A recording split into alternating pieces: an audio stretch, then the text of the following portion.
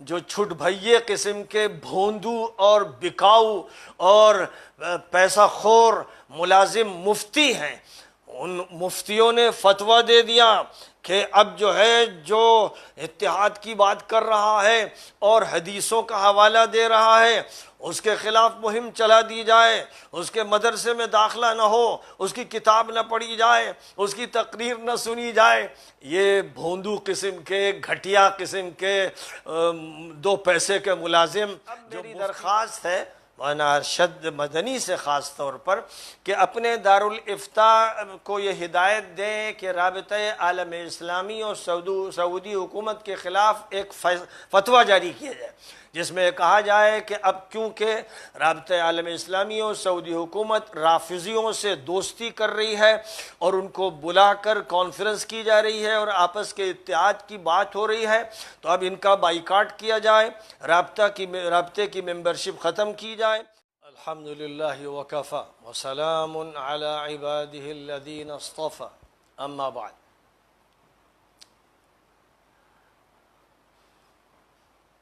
آج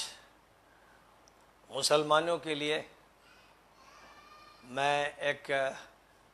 خوشخبری لے کر آیا ہوں۔ میں ایک عرصے سے اس بات کا داعی ہوں، اس دعوت کا علمبردار ہوں، اور پوری قوت کے ساتھ یہ بات پوری دنیا میں کہتا رہا ہوں، اور بر صغیر میں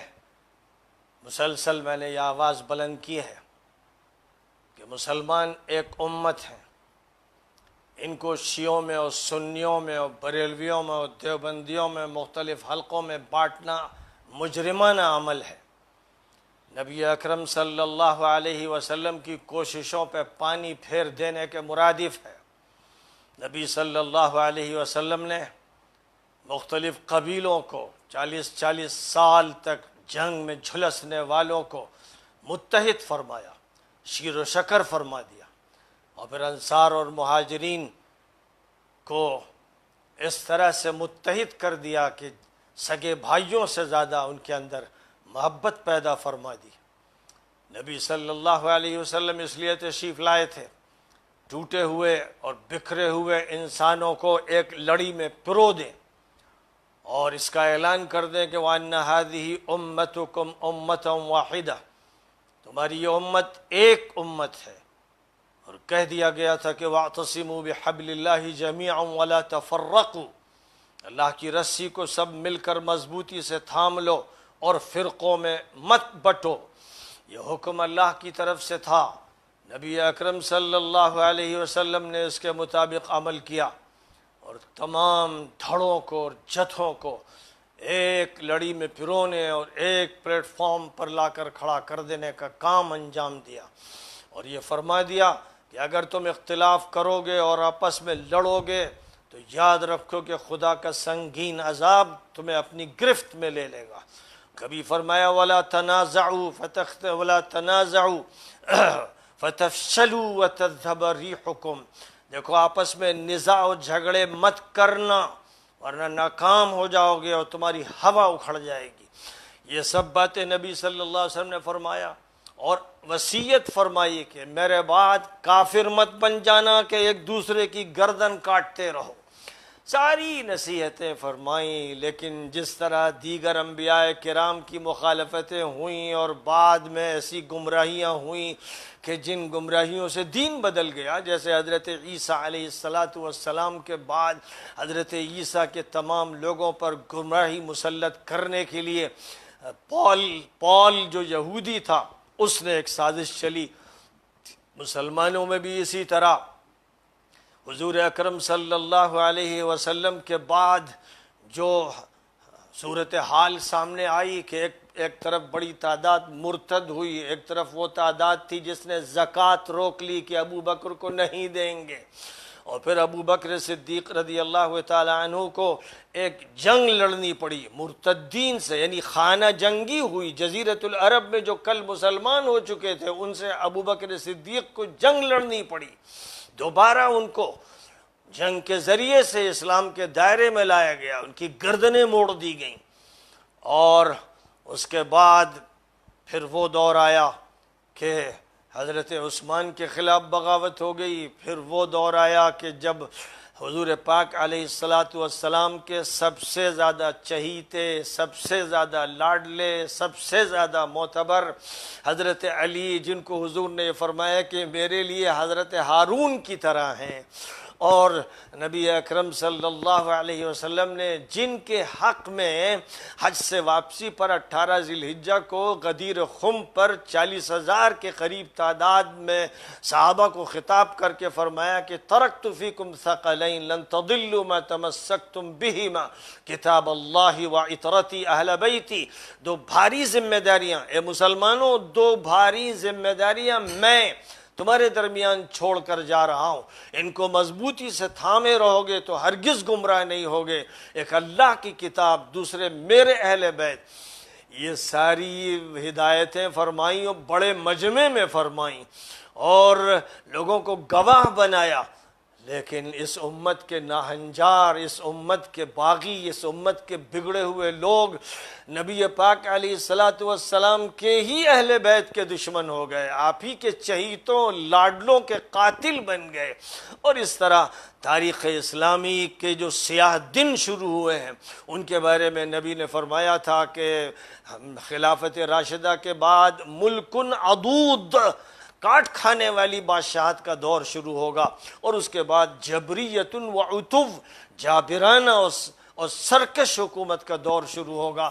یہ سب فرما دیا تھا، لیکن جو لوگ حدیثوں کو ماننے کے لیے تیار نہیں ہیں، جن کا حال یہ ہے کہ وہ نئے سینٹ پال پیدا کر چکے ہیں اور گمراہی جن کو عزیز ہے، جن کی زبانوں پر شیطان تعویلیں لاتا ہے، جو غلط کو صحیح اور صحیح کو غلط کہنے پر تلے رہتے ہیں، وہ طرح طرح کے بہانے بناتے رہے۔ اور ملکوں کی سطح پر اگر دیکھا جائے تو سعودی حکومت نے ہمیشہ ایک طرف ہر طرح کی بدماشیاں، ہر طرح کی عیاشیاں، ہر طرح کی یہودیوں سے دوستیاں قائم رکھی، دوسری طرف دنیا کے سنیوں کو بہکانے کے لیے یہ اعلانات کیے کہ ہم ایران کے دشمن ہیں اور ہم شیعت کے دشمن ہیں، اور شیعت مجرمانہ عقیدہ ہے، جو یہ کہتے رہے۔ اور جس وقت 1979 میں خمینی کا ایران میں انقلاب آیا، تو جب تک دور شاہ ایران کا رہا، جو سب سے زیادہ بدماش تھا، عیاش تھا، ملحد تھا، خبیث تھا، امریکہ کا ایجنٹ تھا، تو اس سے سعودیہ کی گہری دوستیاں تھیں، بڑے اچھے تعلقات تھے۔ لیکن جب ایک انقلاب آیا، خمینی کے ذریعے اسلام کی بنیاد پر ایک انقلاب برپا کیا گیا، تو اس وقت رابطہ عالم اسلامی، جو سعودیہ کا ایک آرگن ہے اور کٹھ پتلی ادارہ ہے، اس کی طرف سے کتابوں کی بھرمار لگا دی گئی۔ جاء دور المجوس، جاء دور المجوس، مجوسیوں کا دور آ گیا، پارسیوں کا دور آ گیا، یعنی اسلام سے قبل جو ایران کا دور تھا اس کی طرف منسوب کیا جانے لگا۔ خمینی کے انقلاب کو اندھے پن کی کوئی انتہا نہیں ہے، یعنی اب ان کو جو مسلمان ہیں، کلمہ پڑھنے والے، نبی کو ماننے والے اور بہت سے صحابہ کو ماننے والے اور اہل بیت کو ماننے والے، ان کو کہا گیا کہ یہ مجوسی ہیں، اور کتابوں پر کتابیں شائع ہوئی۔ میرے سامنے سب ہوا، وہ سب کتابیں میری پڑھی ہوئی ہیں، اور ایک ہنگامہ برپا کیا گیا اور علماء کو تیار کیا گیا کہ وہ اس انقلاب کے خلاف کتابیں لکھیں اور شیعت سنیت کے جھگڑے کھڑے کریں اور یہ دکھائیں کہ شیعت اسلام سے خارج ہے۔ یہ سب ہوتا رہا، ساتھ ہی ساتھ اندر سعودیہ اور ایران کی دوستیاں رہیں اور خوب بھرپور تجارت رہی اور اندرونی تعلقات رہے، اور شیعوں کی طرف نسبت رکھنے والا سب سے بدترین اور خبیث فرقہ جو نصیری فرقہ ہے، حافظ الاسد اور بشار الاسد جس فرقے سے تعلق رکھتے ہیں، اس سے سعودیہ کے گہرے تعلقات رہے۔ اور جس وقت حافظ الاسد نے حماد شہر میں 60,000 اخوانیوں کو شہید کیا، اس وقت سعودیہ کے حکمرانوں اور عمرا کے درمیان شام کی لڑکیاں اور حافظ الاسد اور بشار الاسد سے تعلق رکھنے والی عورتیں سعودی حرم سراؤں میں تھیں، اور اس وقت وہ ان مظالم پر نہ صرف خاموش تھے بلکہ ان کی بھی تلوار اہل حق پر لٹک رہی تھی۔ یہ ساری صورتحال ہے۔ عراق میں جب تک حکومت نوری مالکی کی رہی، ایاد علاوی کی رہی، جب تک شیعوں کی حکومت رہی، صدام کا خاتمہ جو کم از کم سنیت کا علم بردار تھا اور شیعت کو اس نے روک رکھا تھا، جب تک صدام کی حکومت رہی تو صدام کا خاتمہ کرنے میں امریکہ کا ساتھ سعودی عرب نے دیا، اور اس کے بعد جب نوری مالکی کی حکومت آئی، ایاد علاوی کی حکومت آئی، تو سعودیہ سے گہرے تعلقات قائم ہو گئے۔ اور اسی طرح سب جانتے ہیں کہ مدینہ منورہ کے آس پاس اوالی کے علاقے کے کھجور کے باغات شیعوں کے پاس ہیں، اور کتنے ہوٹلز مکے اور مدینہ کے شیعوں کے پاس ہیں، اور ان کے حاجیوں کا کیسا استقبال ہوتا رہا۔ اور ایک منطقہ شرقیہ ہے جہاں پر بہرحال سعودی شیعہ آبادی ہے، تو ایک طرف شیعوں سے تعلقات، اور یہاں تک کہ مسجد نبوی اور بقیع الغرقد کے سامنے شیعہ حاجی صاحبان جلسے کرتے تھے، ہم لوگوں کی نگاہوں کے سامنے کہ ہم مسجد نبوی سے دیکھتے تھے کہ وہ جلسے کرتے ہیں اور تبرہ کرتے ہیں، اور سعودی حکومت ان کی حفاظت کرتی تھی، ان کا خیال رکھتی تھی۔ اور جب احمدی نژاد کا ایک سرکاری قافلہ آیا اور روضہ اطہر پر اس نے بے ادبی کی، ظاہر ہے کہ وہ بے ادبی ابو بکر و عمر رضی اللہ عنہما کے خلاف تھی، تو اس پر جب سخت خطبہ دیا شیخ حذیفی نے، تو اسی مجرم سعودی حکومت نے شیخ حذیفی کو برخاست کر دیا، ان کا خطبہ بند کر دیا۔ یہ سارے جرائم تو سامنے تھے ہی، لیکن اب صورتحال یہ ہے کہ چاروں طرف سے سعودی حکومت گھری ہوئی ہے، شام پر، عراق پر، لبنان پر شیعہ حضرات کا قبضہ ہے، یمن بھی ان کے ہاتھ میں چلا گیا۔ وہ شاہ عبداللہ تھا جس نے حوثیوں کو مدد کی تھی تاکہ یمن پر اخوانیوں کا قبضہ نہ ہو سکے، اور جب حوثی غالب آنے لگے تو پھر پیٹ میں درد شروع ہوا۔ اب صورتحال یہ ہے کہ ایک چھوٹا سا قبیلہ جو حوثی شیعوں کا قبیلہ ہے، اس نے سعودیہ کا دم نکال رکھا ہے، اس پر وہ راکٹ مارتے ہیں، اور ان راکٹوں سے ان کا حال اتنا خراب ہے کہ اب ان کو یہ ڈر ہے کہ کب یہ حوثی غالب آ جائیں گے۔ تب چاروں طرف سے یہ گھرے ہوئے ہیں، تو اس کے بعد ایران سے اب دوستی کی بات کر رہے ہیں، ایران سے ہم دوستی چاہتے ہیں، ہم تو اچھے تعلقات چاہتے ہیں۔ اب یہ بات کہی جا رہی، ایران تو ہمیشہ یہ کہتا رہا کہ بھئی ہم تو چاہتے ہیں کہ برادرانہ اور دوستانہ تعلق ہو، تعلقات قائم ہو۔ اب سعودیہ بھی یہی کہہ رہا ہے، اور ہوتے ہوتے رابطہ عالم اسلامی کے چیئرمین ڈاکٹر محمد عیسیٰ صاحب نے جمعرات 5 اگست میں شیعوں اور سنیوں کے اتحاد کی کانفرنس رابطے کی طرف سے منعقد کی۔ یہ تازہ سی صورتحال ہے جس میں اب شیعوں اور سنیوں کا اتحاد ہو رہا ہے۔ مکہ مکرمہ میں رابطہ عالم اسلامی کے ذریعے سے اب جو بات پیش کی جا رہی وہ یہ کہ شیعہ سنی متحد ہوں اور آپس میں اختلافات ان کے دور ہوں۔ جو شیعہ عراق کے بلائے گئے وہ رافضی شیعہ ہیں، یعنی وہ لوگ کہ جو ابو بکر و عمر کے خلاف ہیں، آج ان کو دعوت دی جا رہی ہے۔ آج مکہ مکرمہ میں ان کو دعوت دے کر ان سے دوستی کی جا رہی ہے۔ آج کانفرنس رابطہ عالم اسلامی کر رہا ہے۔ اب ذرا غور فرمائیے کہ ہندوستان میں اتحاد کی میں صدا لگا رہا ہوں کہ نبی پاک علیہ السلام کے دور کا جو ماحول تھا، ہمیں اس ماحول کی طرف واپس جانا ہے۔ بعد میں جو فرقہ بندیاں ہوئیں ان کا خاتمہ کر دینا ہے، اور جب قرآن اور حدیث کے دلائل کے ساتھ میں نے حقائق کو پیش کیا تو جو چھٹ بھئیے قسم کے بھوندو اور بکاؤ اور پیسہ خور ملازم مفتی ہیں، ان مفتیوں نے فتویٰ دے دیا کہ اب جو ہے جو اتحاد کی بات کر رہا ہے اور حدیثوں کا حوالہ دے رہا ہے اس کے خلاف مہم چلا دی جائے، اس کے مدرسے میں داخلہ نہ ہو، اس کی کتاب نہ پڑھی جائے، اس کی تقریر نہ سنی جائے۔ یہ بھوندو قسم کے، گھٹیا قسم کے 2 پیسے کے ملازم جو مفتی بنا کر بٹھا دیے گئے ہیں، انہوں نے یہ فتویٰ دیا۔ چلیے صاحب بہت اچھا کیا، شیعوں کے بارے میں بہت حساس ہونا چاہیے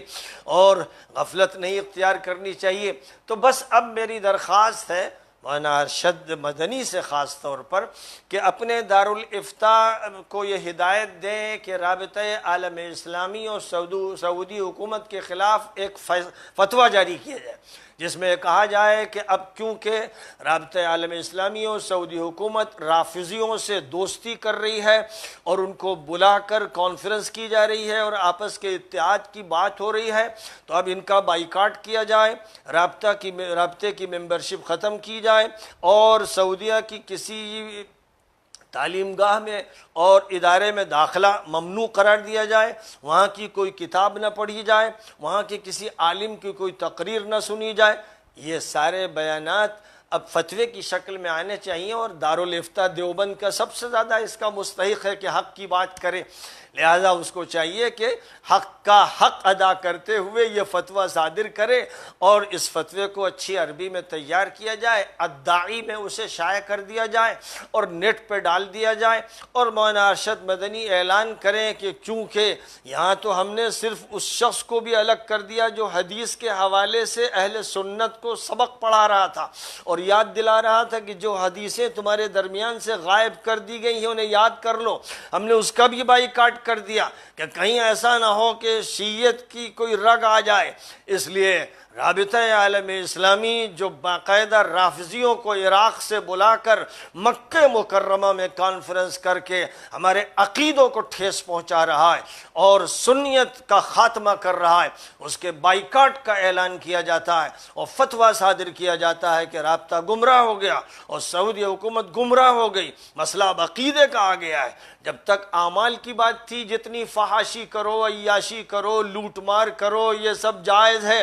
ایک سلفی عالم نے، سعودیہ کے ایک سلفی عالم نے بیان دیا، وہ نیٹ پر موجود ہے، کہ اگر تمہارا جو حاکم ہے وہ اسکرین پر تم دیکھو، ٹی وی کی اسکرین پر اسے زنا کرتے دیکھو، تب بھی اس کی اطاعت کرتے رہو، یہی حکم ہے کہ وہ سم و اطاعت کا معاملہ کرو۔ اب ظاہر ہے کہ جو اتنے گندے اور ناپاک لوگ ہیں جو شریعت کا مذاق اڑاتے ہیں، قرآن سے تمسخر کرتے ہیں، اور جنہوں نے امیر کو قرآن سے، رسول سے آگے بڑھا دیا، ایسے گھٹیا و مجرم قسم کے جو لوگ ہیں، اب ان سے یہ کہیے کہ شیعت پر تو تمہاری جان نکلتی تھی اور چیختے تھے، چلاتے تھے، رابطے کے خلاف فتویٰ دو اور سعودی حکومت کے خلاف اب بات کرو۔ زنا سے تو کوئی فرق پڑتا نہیں، تم کہتے ہو کہ اپنی آنکھوں سے دیکھ لو تب بھی امیر کی اطاعت کرتے رہو، لیکن اب تو تمہارے عقیدے کی بات آ گئی ہے، اب تو رافضیت کی بات آ گئی ہے، اب تو مکے میں شیعہ اور سنی اتحاد ہو رہا ہے اور ایران سے خفیہ اتحاد چل رہا ہے جو مزید ابھی سامنے آ جائے گا، اس لیے کہ سعودی حکومت چاروں طرف سے گھر گئی ہے اور اسے معلوم ہے کہ اب اس کا خاتمہ طے ہے، اس لیے کوئی اور راستہ اس کے علاوہ بچا نہیں ہے، اپنے بقا کے لیے اس کو ایران سے بھی دوستی کرنی ہے۔ میں بار بار کہہ رہا تھا کہ ایران کا اور ترکی کا اور آذربائیجان کا اور پاکستان کا اور طالبان کا یہ اتحاد ہے، یہ اتحاد ہے جو حق پر قائم ہے، اور اس کے مقابل میں سعودی حکومت، امارات کی حکومت، مصر کی حکومت، یہ صہیونی عربوں کی حکومت ہے، اسرائیل کے تلوے چاٹنے والے خبیث اور مجرموں کی حکومت ہے۔ الحمدللہ میری صدائیں کام آئیں، 10 سال سے میں یہ صدا لگا رہا تھا، میں نے سعودیہ کی بخیہ ادھیڑ دی تھی اور پورے عالم اسلام میں اتحاد کی بات کی تھی۔ اللہ تعالیٰ صحیح معنی میں اتحاد کی توفیق عطا فرمائے اور شیعت اور سنیت کے اختلافات کا خاتمہ کر دے اور ہندوستان میں بریلیت اور دیوبندیت کے اختلافات قلع قمع ہو جائیں اور سب کے سب مسلم اور صرف مسلم رہیں۔ ان الدین عند اللہ الاسلام هو سماکم المسلمین من قبل وفی هذا لیکون الرسول شہیدا علیکم وتکونوا شہداء علی الناس۔ دیوبند کے چھٹ بھئیے مفتیوں سے کہنا ہے کہ اب ایک فتویٰ رابطۂ عالم اسلامی کے بارے میں تیار کر دو ایک فتویٰ سعودی حکومت کے بارے میں تیار کر دو، اگر سچے ہو، دیانتدار ہو، امانتدار ہو، اللہ کا ڈر ہے، نبی کا پاس و لحاظ ہے، اور جو فتوے دیتے ہو دین کے لیے دیتے ہو تو تمہیں یہ کرنا پڑے گا۔ اور اگر تم نے رابطے اور سعودی حکومت کے خلاف فتویٰ صادر نہیں کیا تو تمہیں مجرم، جھوٹا، مکار، خطا کار اور امت میں تفریق کرنے والا اور بکاؤ مفتی شمار کیا جائے گا۔ وآخر دعوانا ان الحمد للہ رب العالمین۔